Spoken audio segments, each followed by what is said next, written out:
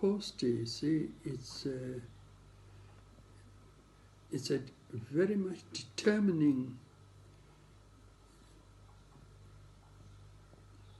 feast in the church, because that's when Christ sent down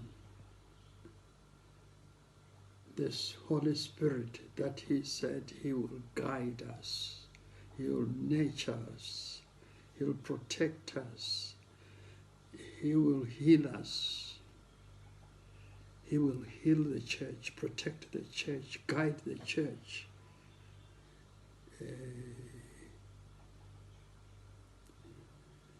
And he came a little, very, very harsh on those who doubt the Holy Spirit. Very harsh. One of the harshest, I think, that you'll never be forgiven if you doubt the Holy Spirit. Just as he was